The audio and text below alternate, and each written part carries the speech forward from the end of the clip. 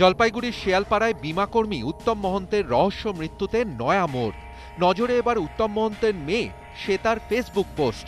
২৯ June খুন হন উত্তম। তার ঠিক দুদিন আগে ২৭ জুন সকাল ১১টা ৪০ ফেসবুকে শ্বেতা লেখেন, লোকজন আজ থেকে out of my life and out of my dreams. আজ থেকে মি অ্যান্ড মাই ড্রিমস। স্ত্রী লিপিকা মহন্ত ও আয়ুর্বেদ চিকিৎসক ধনঞ্জয় চতুর্বেদী গ্রেফতারের পর বৃহস্পতিবারই পুলিশের জালে ধরা পড়ে উত্তম লিপিকার মেয়ে শ্বেতা।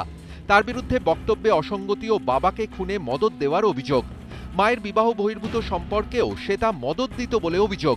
৫ দিনের পুলিশ হেফাজতের নির্দেশ দেওয়া হয় শ্বেতাকে। শ্বেতাকে গ্রেফতারের পরই তার ফেসবুক প্রোফাইল দেখতে গিয়ে পোস্টটি নজরে আসে পুলিশের।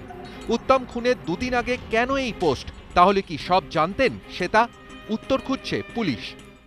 কোনো লয়ার প্রেজেন্সে যাতে ওকে ইন্টারোগেশন করা হয় এবং সেই প্রেয়ারটা কিন্তু কোর্ট অ্যালাউ করেছে।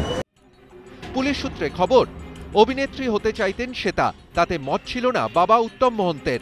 শিলিগুড়ির একটি সংস্থায় মডেলিংয়ে প্রশিক্ষণ নিচ্ছিলেন। প্রথমবার যখন প্রেমিক অনির্বাণের সঙ্গে দিল্লি পালায় মা লিপিকা, তখন সঙ্গে ছিল শ্বেতা। অনির্বাণের একটি চোখ খারাপ ছিল। দিল্লিতে পাথরের চোখ বসানো হয় অনির্বাণের। লিপিকার টাকাতেই হয় এই অস্ত্রোপচার। দিল্লি থেকে ফিরে কলকাতায় কয়েকদিন ছিল ৩ জন। সেই সময় তাদের সঙ্গে ছিল শ্বেতার এক পুরুষ বন্ধুও।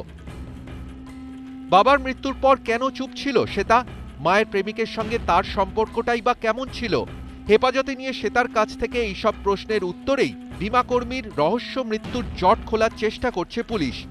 এদিন নিহতের স্ত্রী লিপিকার ১৪ দিনের জেল হেফাজতের নির্দেশ দিয়েছে আদালত। Bureau report, ETV news Bangla.